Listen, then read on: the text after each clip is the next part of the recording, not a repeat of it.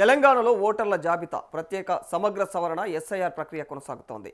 ఈ సవరణ పూర్తయ్యే నాటికి రాష్ట్ర ఓటర్ల సంఖ్య భారీగా తగ్గే అవకాశం ఉందని కూడా అధికారులు అంచనా వేస్తున్నారు. దాదాపుగా 60 లక్షల వరకు కూడా ఓట్లు తగ్గేటువంటి అవకాశం ఉందన్నటువంటి అంచనాలు రాజకీయ వర్గాల్లో చర్చనీయాంశంగా మారిపోయాయి.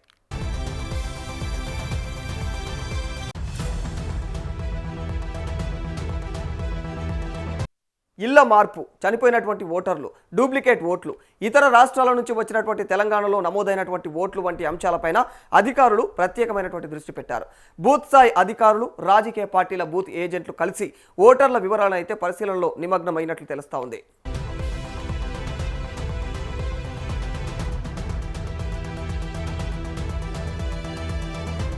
ఇప్పటికే లక్షలాది ఓటర్ల వివరాల డిజిటలైజేషన్ ప్రక్రియ కొనసాగుతోంది.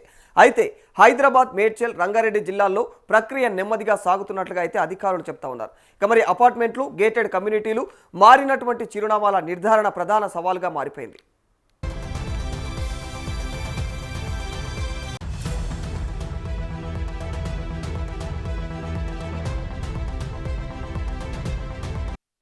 అధికారుల అంచనా ప్రకారం చిరునామాల్లో అందుబాటులో లేనటువంటి ఓటర్లు భారీ సంఖ్యలో ఉన్నారు.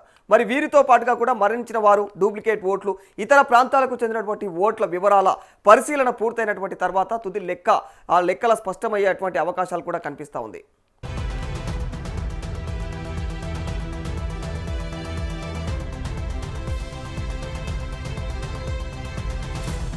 మొత్తానికి ఓటర్ల జాబితా సవరణ ప్రక్రియపైన రాజకీయ పార్టీల్లోనూ ఆసక్తి నెలకొంది.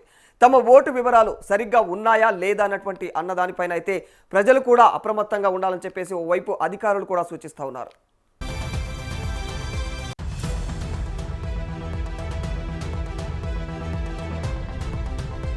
ఏది ఏమైనా తెలంగాణలో ఎస్ఐఆర్ ప్రక్రియ తుది దశకు చేరుకుంటూ ఉండగా ఓటర్ల సంఖ్య మాత్రం భారీ మార్పులు చోటు చేసుకున్నటువంటి అవకాశాలు కనిపిస్తూ ఉన్నాయి. తుది జాబితా విడుదల తర్వాతే అసలు లెక్కలు స్పష్టం కానున్నట్లుగా కూడా తెలుస్తోంది.